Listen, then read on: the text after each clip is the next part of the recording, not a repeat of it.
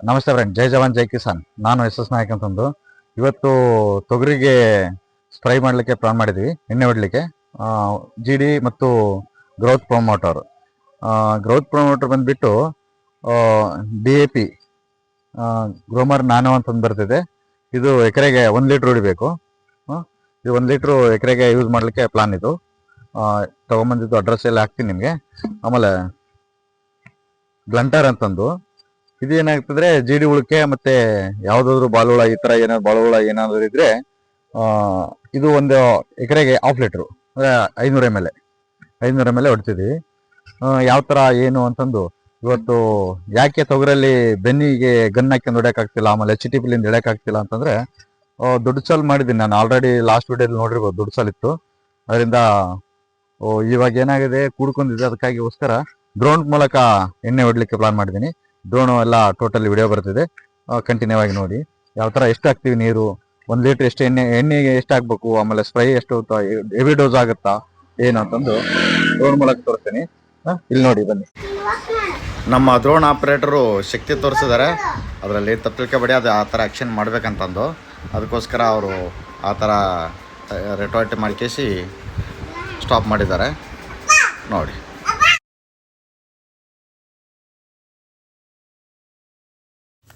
ದ್ರೋಣ ಮೂಲಕ ಆದರೆ ಡಸ್ಟು ಜಾಸ್ತಿ ಹಾಕಿಸಿ ಧೂಳು ಕಣಗಳನ್ನು ಸಿಂಪಡಣೆ ಮಾಡ್ದಂಗೆ ಆಗುತ್ತೆ ಅಂತಂದು ಪ್ಲಾನ್ ಮಾಡಿದ್ವಿ ಇವತ್ತು.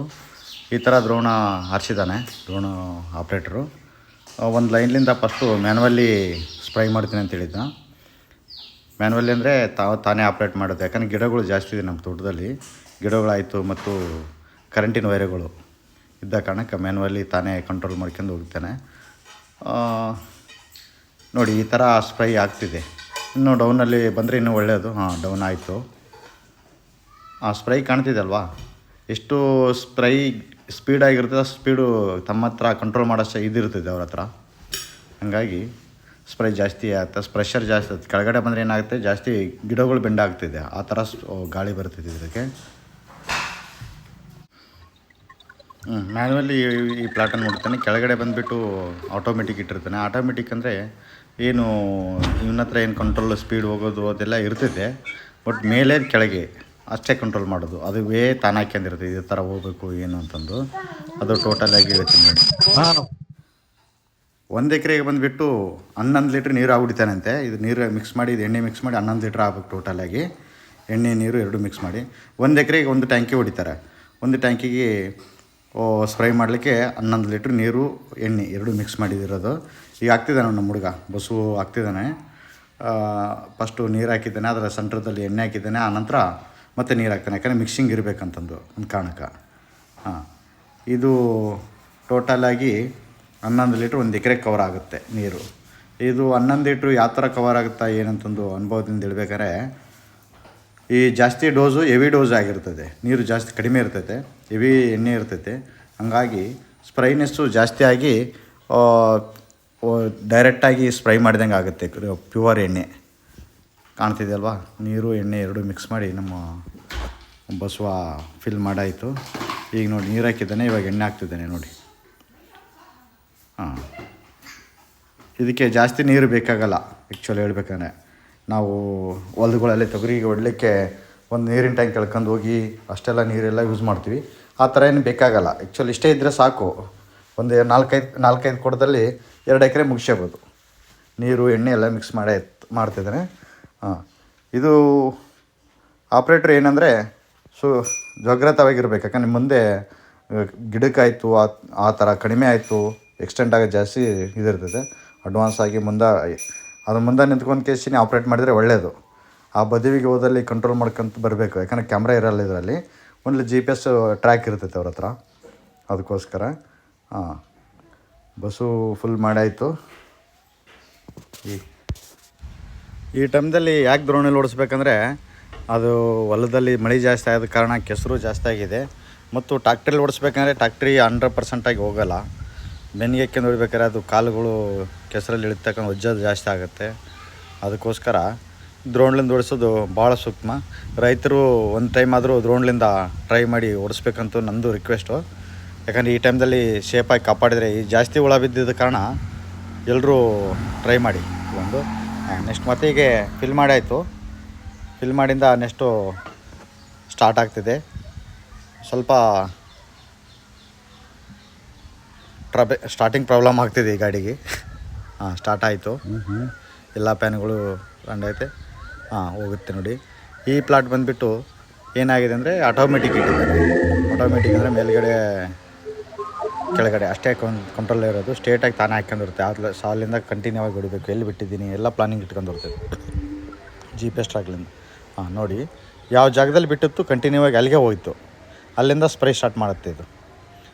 ಅಲ್ಲಿಂದ ಟೋಟಲಾಗಿ ಸ್ಪ್ರೇ ಸ್ಟಾರ್ಟ್ ಮಾಡ್ಕೊಂಡು ಬರ್ತೈತೆ. ಎಲ್ಲಿಂದ ಬಿಟ್ಟಿರುತ್ತೋ ಅಲ್ಲಿಂದ GPS ಟ್ರ್ಯಾಕಿಗೆ ಹೋಗಿ ಮತ್ತು ಕಂಟಿನ್ಯೂ ಆಗಿ ಬರ್ತೈತೆ.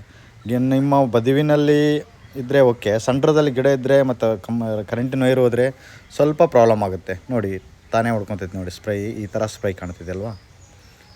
ಈ ಥರ ಆಟೋಮೆಟಿಕ್ಕಾಗಿ ಸ್ಪೀಡ್ ಕಂಟ್ರೋಲ್ ಇವ್ರ ಹತ್ರ ಇಡ್ಬೋದು ಅನ್ಕೊಂಡಿನಿ ನಾನು. ನೋಡಿ ನಮ್ಮ ಬಾಜುದಲ್ಲಿ ಏನಾಯ್ತು, ರೋಡ್ ಬಾಜು ಕಾರ್ನರ್ಗೆ ತೆಂಗಿನ ಮರ ಇದೆ. ಹಾಗಾಗಿ ಅಲ್ಲೇ ಕಂಟ್ರೋಲ್ ಆಯಿತು. ಆಟೋಮೆಟಿಕ್ ಇರೋದು ಇದು. ಈಗ ಸ್ಪೀಡು ಆಮೇಲೆ ಎಣ್ಣೆ ಸ್ಪ್ರೈ ಮಾಡಲಿಕ್ಕೆ ಇವ್ರ ಕೈಗೆಲ್ಲ ಕಂಟ್ರೋಲ್ ಇರ್ತೈತೆ. ಈ ಥರ ಲೈನ್ ಹಿಡಿದು 4 ಲೈನ್ ಎಷ್ಟು ಕವರ್ ಆಗುತ್ತೆ ಅಷ್ಟೆಲ್ಲ GPS ಟ್ರ್ಯಾಕ್ಲಿಂದನೇ ಮಾಡಿರ್ತೈತೆ ಇದು. ನೋಡಿ ಈ ಥರ ಓಡಾಡಿ ಸ್ಪೀಡಾಗಿ ಕಂಟಿನ್ಯೂ ಸ್ಟ್ರೇಟಾಗಿ ಹೊಲ ಇದ್ದರೆ ಆಲ್ಮೋಸ್ಟ್ ಅಲ್ಲಿ ಬೇಗನೇ ಆಗುತ್ತೆ. ಒಂದು 10-15 ನಿಮಿಷದಲ್ಲಿ 10 ನಿಮಿಷದೊಳಗೆ 1 ಎಕರೆ ಮುಗಿಸ್ಬೋದು ಇವರು. ಆ ಥರ ಸ್ಪೀಡ್ ಇದೆ. Thank you.